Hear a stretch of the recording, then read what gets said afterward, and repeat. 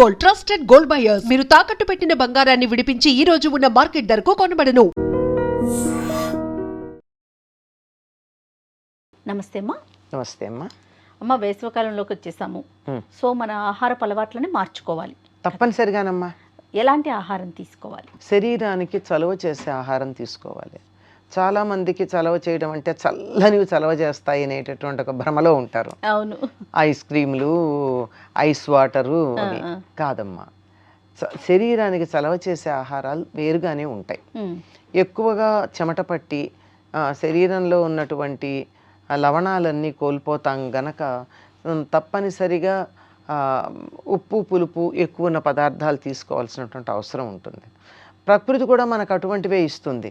మామిడికాయలు వస్తాయి, చక్కగా ఇంకా మామిడి పళ్ళు వస్తాయి, చింత చిగురు వస్తుంది. ఇవన్నీ కూడా శరీరంలో విటమిన్ సి పెంచేవి. విటమిన్ సి పెంచడంతో పాటు శరీరానికి చలవని కలిగించేవి. మామిడికాయ కూడా మంచిది ఆరోగ్యానికి. ఈ ఋతువులో దానికి సంబంధించి తినడం. ఇంకా చైత్రామలకం అని చెప్పి చైత్రమాసం వచ్చేటప్పటికల్లా బాగా పండిన పసుపు రంగులో పండి బంగారు రంగులో ఉండే ఉసిరికాయలు వస్తాయి. ఇవన్నీ కూడా ఆరోగ్యానికి చాలా మంచివి. వీటన్నిటిని స్వీకరించడం చాలా అవసరం. వీలైనంత వరకు మంచినీళ్ళు తాగుతూ ఉండాలి. ఈ మంచినీళ్ళు కూడా ఫ్రిడ్జ్లో కాదమ్మా, కుండలో. ఇది రాగి బిందె చాలా శ్రేష్టమని అందరూ ఈ మధ్య రాగి బిందెలు వాడుతున్నారు. వేసంకాలం వచ్చింది, ఇంకా రాగి బిందెలు పక్కన పెట్టి కుండలు తీసుకోవాలి. ఓకే, మట్టి కుండ తీసుకుంటే మట్టి కుండలో ఉన్న నీళ్లు మన శరీరానికి చక్కగా తగినటువంటి ఉష్ణాన్ని కలిగిస్తాయి. అందువల్ల రాగితో కాకుండా మట్టి కుండల్లో ఉన్న నీళ్లు, దాని మీద మట్టి మూకుడు పెట్టడం చాలా ప్రధానం. అది మర్చిపోతూ ఉంటాం మనం. మూత కూడా మట్టి మూకుడే పెడతాం, దాని బదులు వేరే ప్లేట్లు అవి పెడుతూ ఉంటాం. కానీ కాకపోతే తొందరగా ఆ తీసి పెట్టడాల్లో మూకుళ్ళు పడిపోయి చేస్తాం. కానీ అవి తీసుకుంటూ ఉండడం చాలా మంచిది. తర్వాత శరీరానికి వేడి చేసే కాఫీ టీలు వీలైతే మానడం మంచిదమ్మా. చాలామంది మానలేరు, కానీ తగ్గించండి. మానలేనప్పుడు తగ్గించటం ప్రధానం. దాని బదులు వేడివేడిగా ఏమన్నా తాగాలంటే రాగిజావ ఉండనే ఉంది కదా, అంతే. ఇంకా శరీరానికి చలవ చేయాలంటే సబ్జా గింజలు. ఈ మధ్య చియా సీడ్స్ అంటున్నారు, రెండూ ఒకటే దరిదాపుల్లో. ఏమన్నా వెరైటీలో తేడా ఉంటుందేమో కానీ రెండూ ఒకే జాతివిలా ఉన్నాయి. గింజలు అలాగే ఉన్నాయి. ఎవరో చియా సీడ్స్ ఇస్తే చూశాను. అవి నీళ్లలో వేస్తే సరిగ్గా సబ్జా గింజల్లాగానే ఉబ్బాయి.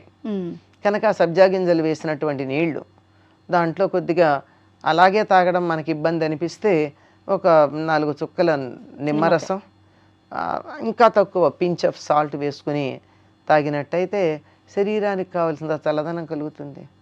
లోపల ఉన్నటువంటి జీర్ణకోశంలో ఉన్నటువంటి చెత్తా చెదారం కూడా బయటికి వెళ్ళిపోయేటటువంటి అవకాశం ఉంటుంది. ఇంకా శరీరానికి చలవ చేసేటటువంటిది పుదీనా ఒకటి ఉంది, అలాగే మజ్జిగ.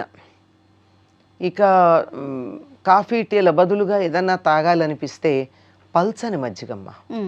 1 కప్పు పెరుగుకి 8 కప్పుల నీళ్లు కలిపి బాగా చిలికి, ముందరే చిలకాలి. నీళ్లు పోసాక చిలికితే కుదరదు కనుక ఒక పెరుగుని కొంచెం నీళ్లు పోసి చిలికి మొత్తం మీద 8 కప్పుల నీళ్ళు దాకా పోయాలి. అలా పోసి దాంట్లో ఒక నిమ్మాకు కానీ దబ్బాకు కానీ వేసి మంచి వాసన వస్తాయి. దాంట్లో కొంచెం ఉప్పు వేసి, ఈ రోజుల్లో ఇంకొంచెం జీలకర్ర పొడి కూడా వేసుకుంటున్నారు కావాలని. ఇవన్నీ వేసుకుని ఇంకా అందుబాటులో ఉంటే కాస్త నిమ్మరసం పిండుకుని అది కానీ అరగరగా తాగుతూ ఉన్నట్టయితే చాలా మంచిదమ్మా. అందుకే అసలు ఒకప్పుడు ఏమనేవారంటే ఈ మజ్జిగని దాహం అనేవారు. దాహం పుచ్చుకుంటారంటే మంచినీళ్ళు అనుకునేవాళ్ళం మనం, కాదు మజ్జిగ అనే అర్థం. ఇప్పుడు మన లస్సీలని చిక్కటి మజ్జిగ తాగుతాం. చిక్కటి మజ్జిగ తాగితే అది ఆహారం అవుతుంది, కానీ శరీరంలో చలవ కలిగించేటటువంటి దాహం తీర్చేది కాదు. వీలైతే ఈ మజ్జిగని కూడా ఫ్రిడ్జ్లో పెట్టకుండా కుండలో పెట్టుకుంటే మంచిది. చిన్న చిన్న కుండలు దొరుకుతాయి కదా, ముద్దుగా ఉంటాయి. ఆ కుండల్లో కనుక ఈ మజ్జిగ తయారు చేసి పెట్టుకుని ఆరగారగా ఎప్పుడు కావాలంటే అప్పుడు ఇవి తాగుతూ ఉండడం మంచిది. వీటన్నిటికన్నా కూడానమ్మా చిన్న పిల్లలకి బాగా ఉండాలి అంటే పసిపిల్లలైతే చిట్టుడుకు నీళ్ళని ఇచ్చేవారు. అంటే అన్నం ఉడుకుతూ ఉండగా ఉడుకు చిట్టుడుకు అనమాట. ఉడుకు పట్టంగానే ఆ నీళ్లు తీసి పక్కన పెట్టి దాంట్లో కొద్దిగా ఉప్పు మజ్జిగ చుక్కలో వేసి పిల్లలకి అన్నప్రాసన అయిపోయిన దగ్గర నుంచి 1-2 ఏళ్ళు వచ్చేదాకా ఈ నీళ్లు కాసిన ఇచ్చేవాడు. వాళ్ళు రుచిగా ఉండడానికి అందులో నిమ్మరసం పిండి కానీ మజ్జిగ వేసి కానీ వాళ్ళకి నచ్చేటటువంటిది ఏదో ఒకటి చేసి ఇవ్వడం. కాస్త తినడం వచ్చినటువంటి పిల్లలు కనుకున్నట్టయితే వాళ్ళకి రాత్రి అన్నం దాంట్లో పాలు వేసి తోడు పెట్టి పొద్దున్నే పెట్టేవారు. అన్నంలోనే అంటే తోడు వేసేసి పాలు కలిపేసి అన్నంలో పాలు వేయాలి. అమ్మ అన్నం ఒక కప్పుడు తీసుకున్నామమ్మా, తీసుకుని ఆ కప్పుడు కొంచెం పెద్ద పాత్రలో తీసుకుని కప్పుడు కన్నా ఆ అన్నం నిండేదాకా పాలు పోయాలి. అన్నం నిండేదాకా పాలు పోసి దాంట్లో గోరువెచ్చని పాలు దాంట్లో తోడు కనుక పెట్టినట్టయితే తెల్లవారేటప్పటికి చక్కగా తోడుకుంటుంది, అన్నంతో సహా తోడుకుంటుంది. దాన్ని వీలైతే సూర్యోదయానికన్నా ముందు గనక తిన్నట్టయితేనమ్మా ఇట్లా ఉన్న పిల్లలు ఇట్లా తయారవుతారు. బలంగా అవుతారు, బలంగా తయారవుతారు. మంచి టోనింగ్ అప్ అంటారే, అవునవును, శరీరంలో ఉన్న కండరాలన్నీ టోనప్ అవుతాయి. వేసవి కాలంలో గనక అలా తిన్నట్టయితే ఎండ దెబ్బ తగలదు, బాగా బలంగా ఉంటారు.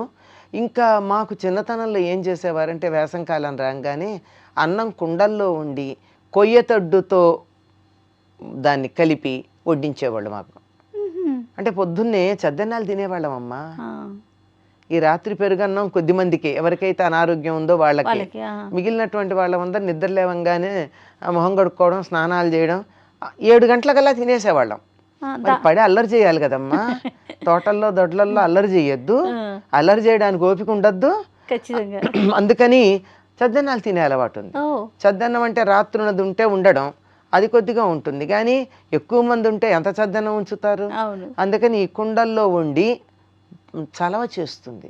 మేహపు ఉడుకు అంటారు, అది లేకుండా ఉండడానికి కుండలో ఉండి కొయ్యతెడ్డు, అసలు మెటల్ పనికిరాదు, దాంతో వండి మాకు పెట్టేవాళ్ళు. దాంట్లో ఏదో ఇంత గోంగూర పచ్చడో ఆవకాయో ఇంత నెయ్యి వేసుకొని, నెయ్యి కొంచెమే నెయ్యి వేసుకుని, ఇంత మీగడ, కొంచెం నెయ్యి ఇంత మీగడ వేసుకుని తినేసి, ఆవకాయ పచ్చడి కానీ పండుమిర్చిలో కానీ మీగడ వేసుకొని తింటే అసలు వెన్న మాకు వెన్న లేనప్పుడు మీగడ. వెన్న అప్పటికప్పుడు మజ్జిగ 6:30-7 లోపల నోట్లో నీళ్ళు వస్తున్నాయి. పొద్దున్నే 6:30-7 లోపల మజ్జిగ చేసేసేవాళ్ళు కదా, మజ్జిగ చేసేసేవాళ్ళు. అవి వేసుకుని పొద్దున చద్దన్నంలో మాత్రమే పెరుగు, మధ్యాహ్నం నుంచి పెరుగు వేసుకోవడానికి వీల్లేదు. మజ్జిగ అన్నాలు. రాత్రి అయితే అసలు పెరుగు దరిదాపులోకి రాకూడదు, ఆరోగ్యానికి మంచిది కాదని. అంచేత ఎంత పాడన్నా ఉండనియండి, చిక్కటి మజ్జిగ వేసుకోవడం తప్ప అస్సలు మజ్జిగ ఉండేది, పెరుగు వేయడం ఉండదు. పొద్దున పిల్లలకి మాత్రమే వెన్నలు, పెరుగు ఇలాంటివన్నీ ఉండేవి. ఇవన్నీ వేసుకుని అల్లరి చేసేసేవాళ్ళు. మళ్ళీ మధ్యాహ్నం 11-12 లోపల పూజలు వంటలు అయిపోయి పెద్దవాళ్ళు భోజనం చేశాక వాళ్ళు ఎప్పుడు భోజనం చేస్తారా అని ఎదురు చూసేవాళ్ళం. మళ్ళీ మధ్యాహ్నం భోజనానికి 3 పూట్ల తినేవాళ్ళం అమ్మ, ఆనందంగా తినేవాళ్ళం. అయిపోయేది సాయంకాలం 4:30-5 కల్లా వాతావరణం కొంచెం చల్లబడుతోంది అనగానే స్నానాలు మొదలుపెట్టి, సాయంకాలం వేడి నీళ్ళ స్నానాలు, పొద్దున చన్నీళ్ళ స్నానాలు. దీనికి ఒక లెక్క ఉందమ్మా. ఎండ దెబ్బ తగలకుండా ఉండాలంటే వేడి నీళ్ళు స్నానం చేయాలి. అందుకని సాయంకాలం 4:30-5 అయ్యేటప్పటికి పెద్దవాళ్ళు టీ తాగుతూ ఉండేవాళ్ళు, మేము కూడా అలా చూస్తూ ఉండేవాళ్ళం. కొంతమందికి కదా టీ తాగడానికి, టీ తాగేసో తాగకో పొయ్యి ఉండేది, పొయ్యి మీద నీళ్లు కాచుకునేవాళ్ళం. హాయిగా వేడి నీళ్ళు స్నానం చేసి 6:30-7 లోపల రాత్రి భోజనాలు అయిపోయేవి. బోళ్ళు మంది ఉండేవాళ్ళం. అందరం 6 బయట మంచాలు వేసుకుని పడుకుని ఆ నక్షత్రాలని చంద్రుడిని చూసుకుంటూ కబుర్లు చెప్పుకుంటూ ఎన్నో కబుర్లు, కథలు, కాలక్షేపాలు, కాకరకాయలు అన్నీ జరిగేవి. అంటే వాతావరణాన్ని బట్టి, పరిస్థితులను బట్టి కూడా మన ఆహార అలవాట్లు ఉండేవి, మార్చుకోవాలి. ఇప్పుడు ఇదే ఆహారాన్ని మనం స్కూల్ తెరిచాక చేస్తాము వింటర్లో అన్నది చెప్పలేదు. వింటర్ అయితే మళ్ళీ రాగి బిందెల్లో నీళ్లు, వేసంకాలం అయినట్టయితే కుండల్లో నీళ్లు, అంతే కదా, తేడా ఉంటుంది. ఇంకా మధ్యాహ్నం అయితే మాకు టిఫిన్స్ చాలా బాగుండేవి. ఏమిటవి? ముంజలు, తాటి ముంజలు. తాటి ముంజలన్నీ తిన్నాక మళ్ళీ మనకు కడుపు నొప్పి రాకూడదు కదా, అందుకని తొక్కతో ఉన్నటువంటి మామిడికాయ ముక్కలు తినాలి. దీనికి అది విరుగుడా? దానికి అది విరుగుడు. పైగా అది కూడా ఇబ్బంది కలిగించకుండా ఉండాలంటే 4-5 తాటి ముంజలు మామూలుగా తిన్నా కాయ 4-5 అంటే 4-5 కాయలు అనమాట. ఓహో. తిన్నా చివరి దాంట్లో మాత్రం దాని పైన పెచ్చు Layer ఉంటుంది, ఉంటుంది కదా. పెచ్చుతో సహా తిని ఓకే. అది తింటే అది కొంచెం అరుగుతుందన్నమాట. అయ్యాక మామిడికాయ ముక్కలు తినేస్తే అది బాగా అరుగుతుందని. పనస్తొనలు ఇవి వేసవి కాలానికి సరిపోయి. తాటి ముంజలు ఎంత చలవ చేస్తాయమ్మా, ఎంత బలం కలిగిస్తాయి. ఇలా కొబ్బరి నీళ్ళు ఇలాంటివి. ఇది వేసవి కాలానికి సరిపోయినటువంటి ఆహారం. ఇలాంటి ఆహారాలు మేము తినట్లేదు, పిల్లలకి పెట్టలేకపోతున్నామమ్మా. పల్లెటూళ్ళల్లో మన వాళ్ళు ఎవరన్నా ఉంటే వాళ్ళ దగ్గరికి పంపించేసేయడమే. అంతే అంతే, అక్కడైతే వీలవుతుందేమో. వీలవుతుంది. నేను మా పిల్లలందరికీ వేసవికాలం సెలవులు వస్తే నాకు వీలైనా కాకపోయినా పిల్లల్ని పంపించేసేదాన్ని. ఎందుకంటే వాళ్ళ పల్లెటూరు, ఆ వాతావరణం, ఆ సీమ చింతకాయలు, ఆ ఈత పళ్ళు, వాటి విలువ తెలియాలి కదా. అవును అవును. అవంటే ఏమిటో తెలియాలి కదా, ఎలా ఉంటాయో తెలియాలి కదా. ఏదో స్పెన్సర్స్లో కొనుక్కున్నవి కాదుగా మనకి. వాటి ఒరిజినల్గా ఎలా ఉంటాయో తెలియాలి గనక అక్కడికి వెళ్ళి వాళ్ళు బాగానే వాళ్ళ జీవితాలని ఆనందించటానికి మనం కనీసం సౌకర్యం కలిగించాలి, మనం ఇవ్వలేకపోయినా. అవును, రైట్. ఇది చాలా ఆరోగ్యం అమ్మా. ఇవి మజ్జిగ ప్రధానం, పల్చటి మజ్జిగ. సంతోషం అమ్మా. నమస్తే అమ్మా. And for more videos, Please subscribe to iDream. Please subscribe to iDream. Please subscribe iDream. And please subscribe to iDream. For more videos, subscribe to iDream. please like, share and subscribe to the channel. Congratulations, iDream.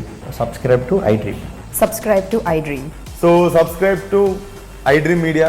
iDream ki iDream team andarki huge congratulations. Please subscribe iDream Media. Please subscribe to iDream. Subscribe iDream. Please subscribe to iDream. iDream అంటే నా కళల channel subscribe చేసుకున్నారు, నోరు తిరుగుతలేదు.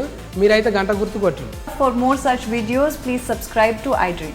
Subscribe to iDream. Please subscribe to iDream. Please subscribe iDream Media. Please do subscribe to iDream. Please subscribe to iDream Media. For best entertainment and information, please subscribe iDream. And don't forget to subscribe to iDream.